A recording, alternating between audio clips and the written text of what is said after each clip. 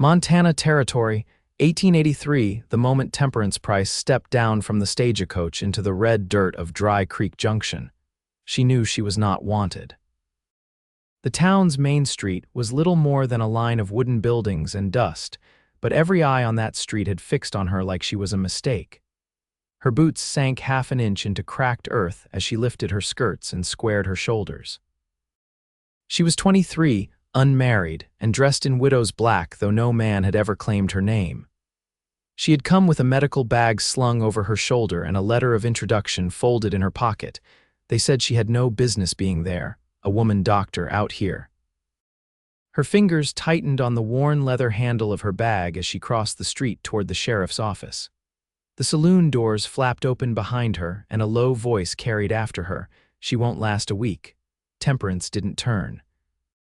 The sheriff, an older man with sweat staining his collar, barely looked up from his desk when she stepped inside. She handed him the letter. He read it slow, frowned harder. "You're meant to take over for Doc Harrow. He passed 6 weeks ago," she said. "I wrote the Montana Medical Board. They approved my placement. I apprenticed under Dr. Ellsworth in St. Louis." Her voice was even. "He wrote the letter," the sheriff grunted. "You're the only doctor in 50 miles now. That don't mean they'll take kindly to you." "I am not here to be liked," she said, and turned to leave. The next 3 days were hard. Her office, Doc Harrow's old cabin near the edge of town, was cold and smelled like mold. She scrubbed it clean. She hung her sign. She waited. No one came until the 4th day. A boy, no older than 10, ran up to her door barefoot and wild-eyed. "My papa needs you." "He got kicked by a horse. He ain't waking up." She did not hesitate. She grabbed her bag and followed him out south of town to a ranch tucked beside the trees. That was when she met him, the cowboy who would change everything. He stood just outside the barn, tall with broad shoulders and a calm, watchful face. His name was Silas O'Dale. He looked about 30, his brown hair sun-faded, his eyes steady and green. His shirt was torn at the shoulder and dark with blood. "Inside," he said low, without wasting words. Temperance ducked into the barn. The man on the ground groaned, his leg twisted wrong at the knee. She dropped to her knees, barked instructions, and Silas followed them without question. He held the injured man still while she set the bone. His hands were strong, careful. When it was over, she looked up and found him watching her. "You did good," he said. Temperance stood, brushing her skirts off. "I did what I was trained to do. They won't say it, but you're needed here. That man wouldn't have lasted the night." She tilted her chin. "I did not come here to be told I had no business being anywhere." Silas's mouth twitched, not quite a smile. "Well, you don't have to worry about that with me. You are welcome anytime." She blinked. That was the first time anyone had said it, not just in Dry Creek, but anywhere. He meant it. Over the next 2 weeks, word spread. Folks still stared at her in the post office, in the general store, but they came to her door when their children had fevers, when their wives were coughing blood, when their own hands shook too badly to dig out a bullet. Many still muttered. But some said thank you. Silas came by often, sometimes with a neighbor who needed help. Other times with one of his 2 children, Zadie, 9, who had fallen from a tree and split her arm open, and Zeke, 7, who refused to cry even when she stitched his eyebrow shut. They were not his by blood. Their mother had left them on his porch 5 years ago, then vanished. Silas raised them without complaint, quiet and steady. Temperance saw how they looked at him, how they leaned into his side. She saw how he lowered his voice when he talked to them, how he never raised a hand, never raised his voice. One afternoon, she found herself sitting beside him on the porch of his ranch house, the children asleep inside. The sun dipped low behind the hills. "You do not talk much," she said after a long silence. His eyes slid to hers. "You talk enough for both of us." She laughed before she could stop herself. Silas smiled then, a real smile. "You laugh like someone who forgot how for a long time."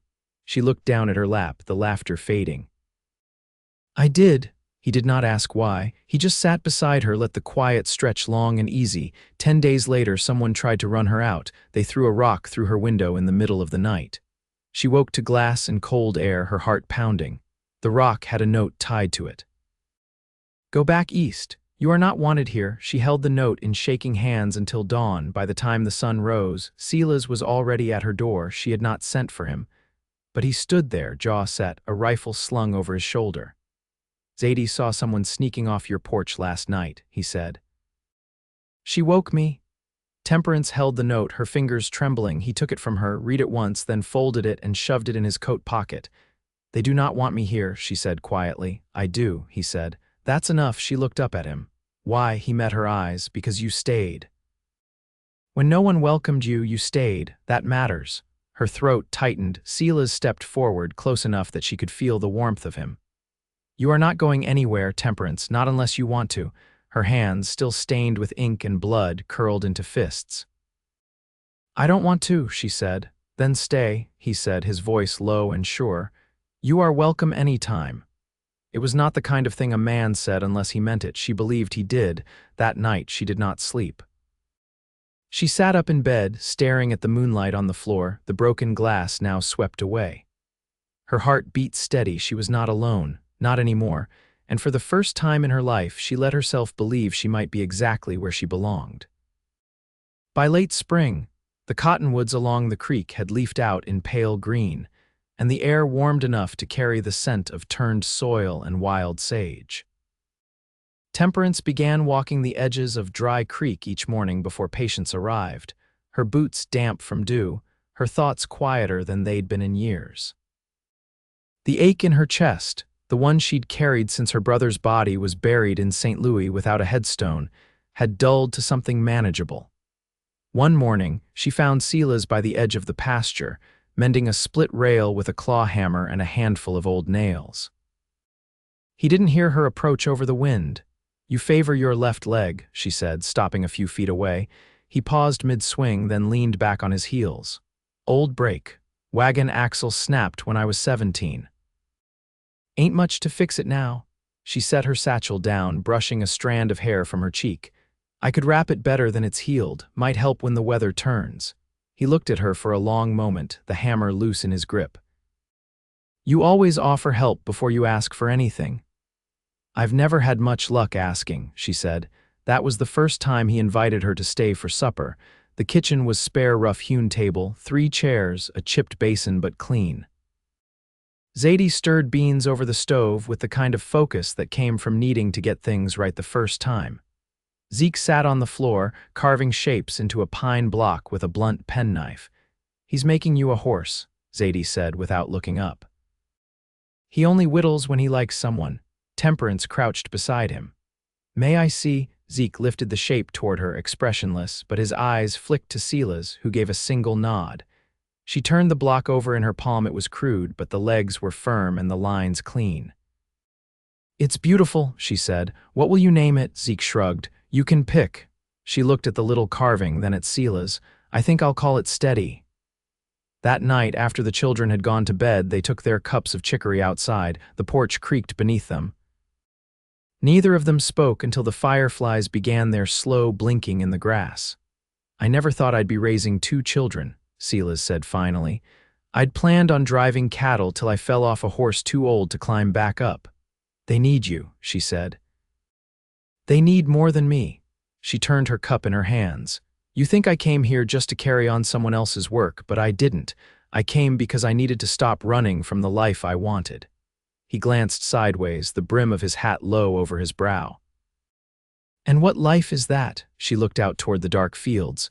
One where I can do my work without asking permission, where I can sit on a porch and not feel like I'm one word away from being driven off. Is that what it's felt like? He asked. She nodded. Everywhere I've ever been. Until this place.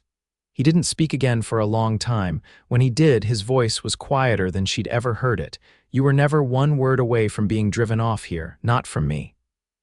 A few nights later, she found Zadie asleep on a cot in the back room of her cabin. The girl had walked the distance after dark, clutching a doll made from corn husks. She said you'd let me stay, she said, eyes wide with the uncertainty of children who have walked through too much silence. Temperance covered her with a quilt and sat beside her until she fell asleep. By morning, Silas was at the door. She's been asking questions I didn't know how to answer, he said. About her mother, about why she left. Temperance stepped outside, closing the door behind her. "Do you want me to walk her back?" "No," he said, rubbing the back of his neck. "I came to ask if you'd come with us." They walked the long road back together, Zadie between them, Silas carrying her doll. The wind pulled at the hem of Temperance's shawl, and she thought strangely that she wouldn't mind walking that same road 100 more times if it meant walking beside him. Later that week, a ranch hand from the northern ridges came at a gallop, breathless and wild-eyed. "There's a woman in labor," he panted. "She's not doing well." Temperance packed her satchel without speaking, swung onto the back of the borrowed mare, and clicked her tongue. Silas caught up with her before she reached the edge of town. "I'm riding with you," he said. She didn't argue. They rode hard through the evening until the sun dipped behind the pines and the sky flushed with red. When they arrived, the woman was pale and shaking, her husband near tears. Temperance rolled up her sleeves. It lasted the whole night. By the time the baby cried, weak but living, she was drenched in sweat. She cut the cord, cleaned the mother's brow, and stepped back. Silas was waiting on the front step when she emerged, arms folded, eyes dark with worry. "She's alive," she said. He exhaled slow, like he'd been holding his breath the whole time. The husband stepped out behind her, hat in hand, voice thick. "I didn't want you to come. I told them not to fetch you." Temperance stood still. The man swallowed hard. "I was wrong." She nodded once and turned back to her horse. Silas rode beside her all the way back to Dry Creek. They didn't speak. But when she swung down outside her cabin, her legs trembling, he caught her elbow before she could fall. She leaned into him just for a breath. He didn't let go. The first day of real summer heat came in quiet, no breeze, just the sun pressing down on the fields like a heavy hand. The creek ran low, the earth cracked in places, and a thin haze hung over the hills. Temperance had her sleeves rolled up to the elbow, scalp damp beneath her straw hat, as she finished stitching the side of a rancher's mule with a split flank. She tied the last knot and rose, brushing grit from her skirt. "Thank you kindly," he said, not meeting her eyes. She nodded once, packed her kit, and walked the mile back toward town, boots kicking up dry dust with every step. Blisters had begun forming beneath her heels, but she didn't stop. Back at the cabin, she poured cool water from the rain barrel over a rag and pressed it to her neck. The moment of stillness was interrupted by a knock. She opened the door to find Silas holding a crooked sack of flour under one arm and a crate of early apples in the other. "I brought something from the orchard outside Harlan's place," he said. "Figured you might want to make something that tastes better than canned beans. I didn't take you for someone who noticed what I eat." "I notice everything you do," he said. "Don't always say it." She stepped back without a word, letting him in. The cabin, now stripped of mold and shadows, held a table she'd sanded herself and 2 chairs a neighbor had traded for quinine. He set the apples down carefully, his hand brushing the edge of her table without comment. She watched him move, broad-backed and sure-footed, until he turned. "You look worn out," he said. "I've slept worse," she replied, wiping her hands on her apron. "But I could use a proper chair that doesn't wobble." He crouched beside the offending leg, ran his thumb along the joint. "I can fix this." "Seems you're always fixing what no one else will." He didn't rise. "I've done my share of breaking too." She waited, but he didn't elaborate. Instead, he stood and reached for an apple, tossed it once in his hand, then held it out. "You any good at pie?" "I'm better at bleeding people than baking things," she said, taking it anyway. They worked side by side without speaking, peeling and slicing, the knife clicking against the board. She handed him the crust to press into the tin, and he did it without fuss, fingers sure but gentle. "You always this quiet when you're with someone?" she asked, not looking up. "Only when I'm listening." She glanced over. "To what?" "How you breathe when you're thinking. The way you go still when something's bothering you. You chew your lip when you're reading too long, and you haven't touched that apple once since we started." Her hands stilled on the rolling pin. "I never had anyone pay such close attention," she said. He shrugged. "Maybe they weren't worth your time." As the pie baked, they sat on the porch with their feet resting on the rail. The scent of cinnamon slipped through the open window behind them. "I never thanked you," she said after a while. "For what?" "For showing up that night." "After the rock." I didn't come because of the note, he said, voice low. I came because I knew you'd be standing there trying to hold everything in like you always do, and I didn't want you to. She turned her head, studied the lines near his eyes. You make it hard to stay guarded. You make it hard to stay alone. The pie cooled between them, untouched. He stayed until the sky turned the color of ash and the stars blinked out one by one. Before he left, he lifted the corner of the dish towel covering the pie, broke off the smallest piece and handed it to her. Not bad, he said, but next time less salt. She laughed, real and open this time. I didn't put any salt in. Then maybe it was me. A week later, the town held a gathering for Independence Day, a simple affair, lanterns strung between posts, fiddle music drifting from a makeshift platform, and tables lined with boiled potatoes and cornbread. Children ran barefoot through the grass, and the air smelled of smoke and river water. Temperance wore a blue cotton dress she hadn't had reason to unbox until now. She stood near the cider barrel, hands folded neatly, watching the crowd without quite joining it. Silas found her there. You clean up decent, he said, eyes warm. You don't, she replied. He looked down at his shirt wrinkled, one cuff torn, and tipped his head. Fair. They didn't dance at first. She didn't know how, and he didn't push. But when the second reel began, Zadie tugged at her hand. Just once, the girl said. He's been waiting. Temperance turned to find Silas already standing, hand extended, palm open. She hesitated, then placed hers in his. He led gently, his steps slow and sure, guiding her without pressure. Around them, laughter and footfalls stirred the dust. She let herself follow, not because she knew the steps, but because he gave her space to find them. Halfway through, he leaned in, speaking quiet and close. They said you had no business being here. I know, she murmured. But I told them, he said, you were welcome anytime. She didn't answer. She just looked up at him, the lantern light catching in her eyes.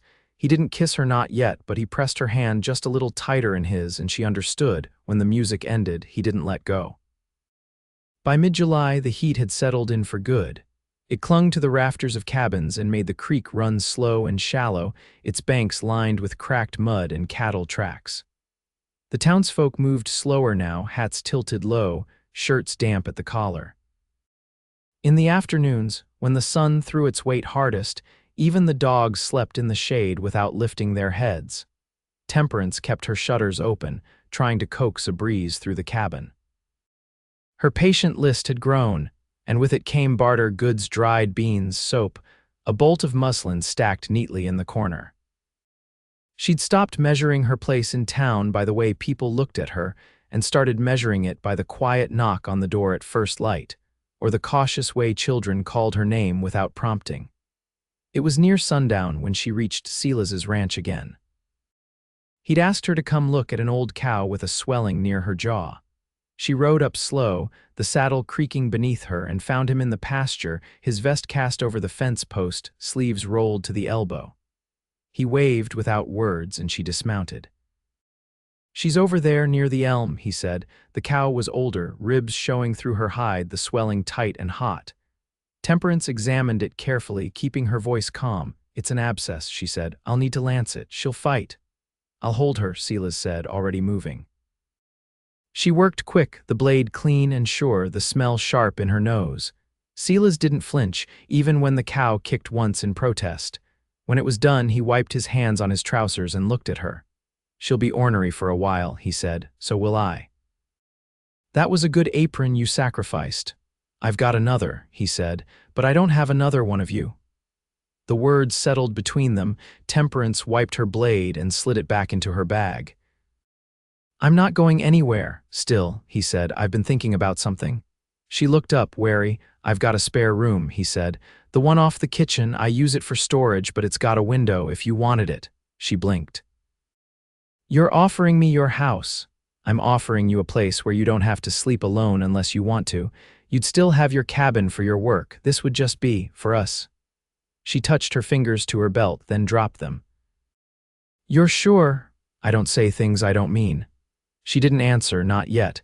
The wind had picked up, faint but steady, and somewhere in the cottonwoods a hawk called once, sharp and brief. She followed him back to the house, walking in step with him. the silence between them different now, expectant, not uncertain. Inside, Zadie was setting the table, her braids loose and dusty. "You're staying for supper?" she asked. "I suppose I am," Temperance said. Zeke appeared behind her, holding a folded scrap of paper. "I drew you something." Temperance knelt, accepting it. A house drawn in charcoal with smoke curling from the chimney and a figure standing beside it. She recognized the long skirt and the way the figure's hair was pulled back. Another figure stood beside her, taller, with a hat. Two smaller shapes stood between them, holding hands. "It's the four of us," Zeke said. "If you stay." Temperance folded the drawing gently, her throat tightening. "It's beautiful." Later, after the children had gone to bed and the dishes were stacked to dry, she and Silas sat on the back step, the sky unrolled above them, wide and dark. "You meant it," she said. "About the room?" "I did. I've never lived with anyone." "Not since I was a child." "I've never asked anyone to," he said. "Not like this." She looked over at him, his profile still and steady in the moonlight. "What would we be, Silas?" He didn't rush. "Something we build slow but solid. You and me, pulling the weight together." She leaned her shoulder into his. "I want that." He turned his face to hers, and this time there was nothing held back, no hesitation, no waiting. His hand came to her cheek, warm and calloused, and he kissed her with quiet certainty, like he'd been carrying the moment in his chest for months. When they parted, she rested her forehead against his.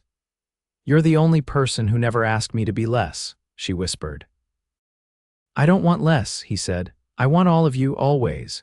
And she believed him. That night, as she rode home beneath a sky full of stars, she didn't feel like an outsider. She didn't feel like someone trying to earn her place. She felt chosen, and that was worth everything. By August, the wind had changed. A dry shift in the air that signaled the summer's slow decline, though the days still baked the hills and soaked shirts with sweat before midday.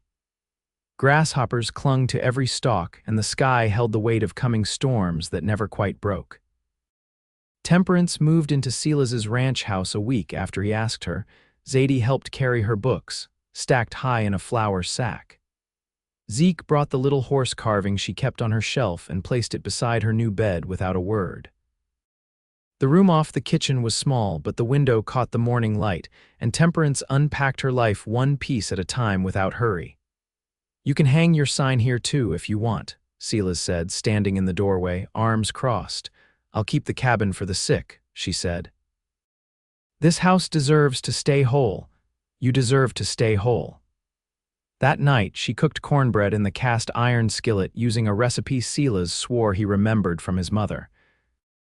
They ate at the table with their knees brushing under the wood, Zadie humming under her breath, and Zeke asking whether the stars made the weather. After the children went to bed, Temperance stepped outside alone. The porch boards were warm beneath her feet, the smell of horses and earth drifting up from the pasture. She heard his steps behind her before she felt his hand at her back.